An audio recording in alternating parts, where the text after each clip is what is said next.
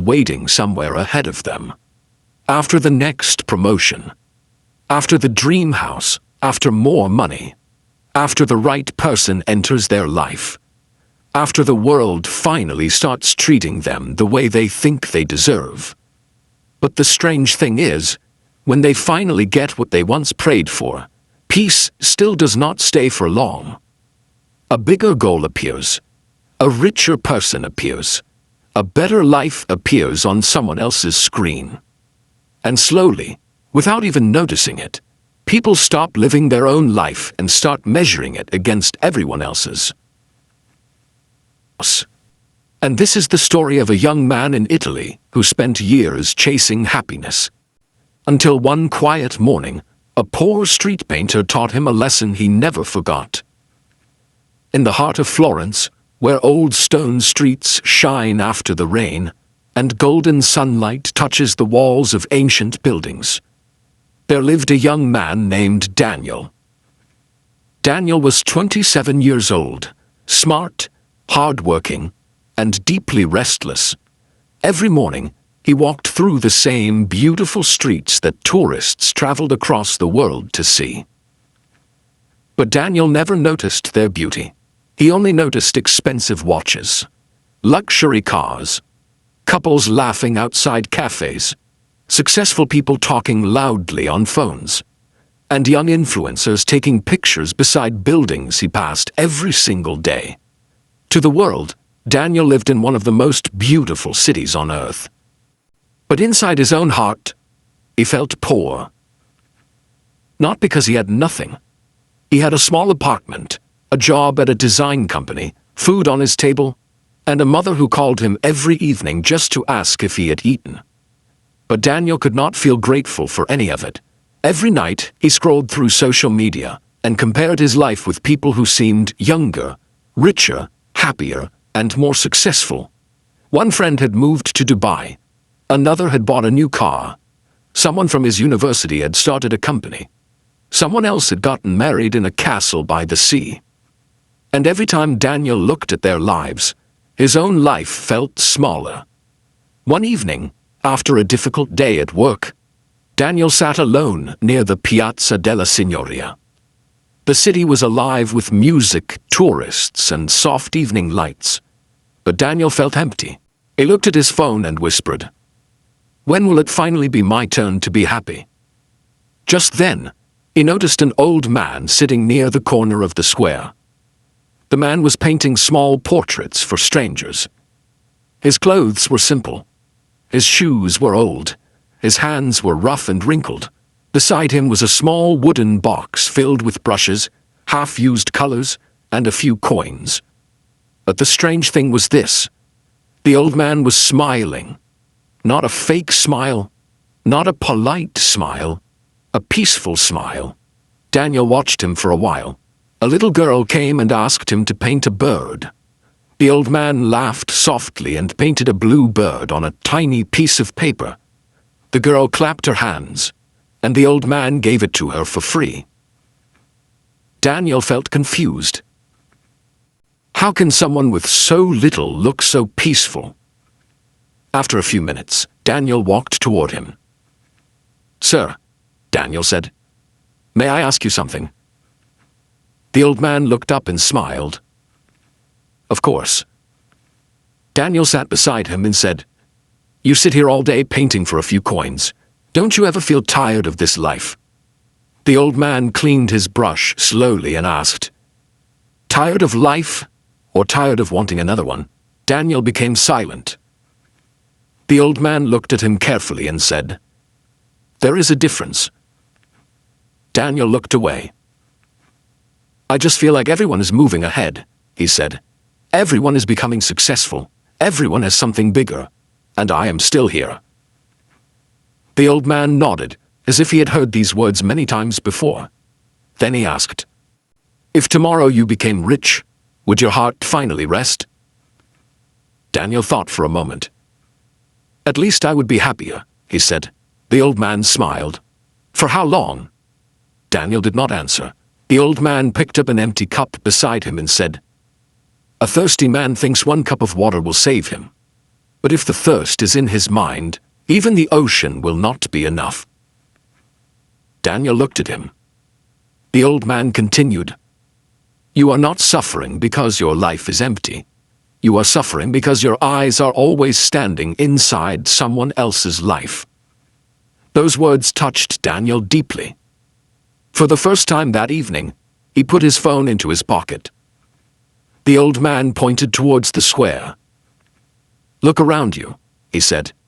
"People travel from the other side of the world to stand where you are standing. They save money for years just to walk on these streets for 2 days. But you pass them every morning with a heavy heart because you are busy wishing you were somewhere else." Daniel slowly looked around. For years, he had walked through Florence like a prisoner. But now he saw what he had stopped seeing. The music, the old buildings, the smell of coffee, the evening sky, the laughter of strangers, the life around him. The old man then said, "There is nothing wrong with wanting more, my son. But when wanting more makes you blind to what you already have, then your dreams become a prison." Daniel lowered his eyes. That night, he went home quietly. For the first time in months, he did not open social media before sleeping. He simply sat near his small window and looked at the city lights. But the lesson was not finished yet. The next morning, something unexpected happened.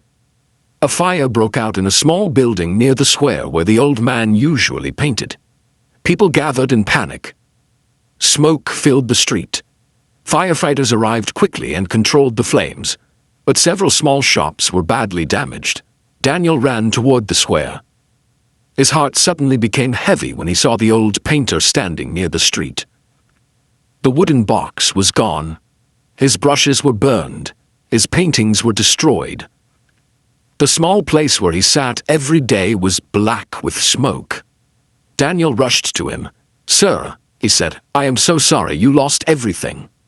The old man looked at the burned corner. Then he looked at the morning sky. And somehow, he smiled. Daniel could not understand it. "How can you smile?" he asked. "Your work, your tools, your paintings, everything is gone." The old man placed his hand on Daniel's shoulder and said, "The fire burned my brushes. It did not burn my hands. It burned my paintings. It did not burn my gift. It burned my corner. It did not burn my life." Daniel stood frozen. The old man continued, "People make one mistake again and again. They place their happiness inside things that can disappear. Then when life touches those things, their entire peace disappears with them." Daniel felt those words enter his heart, like light entering a dark room. The old man then said the sentence Daniel would remember for the rest of his life. "If your peace lives outside you, the world will always have the power to take it away." That day, something changed inside Daniel. He did not become rich overnight. His problems did not disappear. His apartment did not become bigger. His job did not suddenly become perfect. But his eyes changed. And when a person's eyes change, the whole world begins to look different. Daniel started calling his mother not as a duty, but with love. He started walking to work without headphones, noticing the streets, the sky, the small cafes, and the people around him. He still worked hard. He still wanted success. He still had dreams, but now he no longer hated his present life while chasing a better one. Every morning, before leaving his apartment, he wrote down 3 things he was grateful for. At first, they were simple. A warm bed, fresh bread, my mother's voice. Then slowly the list became longer. A body that can walk. A city full of beauty. A chance to try again. A heart that is still alive. Months passed. Daniel started visiting the old painter often. The community helped him buy new brushes and a new wooden box. Soon, he returned to the square and began painting again. One evening, Daniel sat beside him as the sun turned the buildings golden. Daniel smiled and said, I used to think happiness would come after I finally became successful." The old man dipped his brush into blue paint and replied, "No, Daniel. Happiness is not the reward at the end of the road. It is the light that helps you walk the road without losing yourself."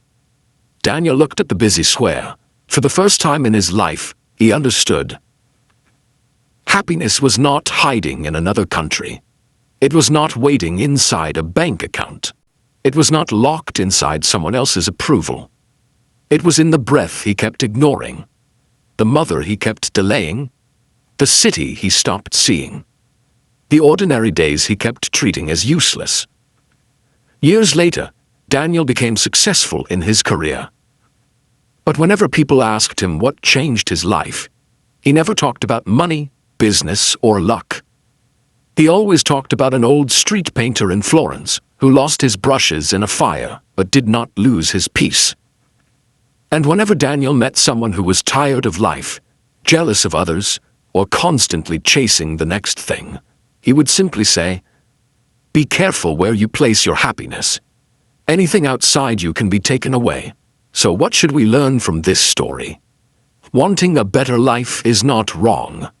Dreaming big is not wrong. Working hard is not wrong. But destroying your peace because you do not yet have everything you want is one of the saddest ways to live. Because one day, you may finally get the things you are chasing today, and realize that you forgot to enjoy the life you already had. Gratitude does not mean you stop growing. It means you stop hating your life while you grow. So work hard, dream big, build your future. But tonight, before you ask life for more, pause for a moment and look at what is already in your hands. Because sometimes, the happiness you are chasing is not far away. Sometimes it is quietly waiting for you to notice it. And if this story touched your heart, then watch my next story. This small donkey taught me the most powerful lesson of life. It will show you why losing control of life can sometimes become the beginning of real peace.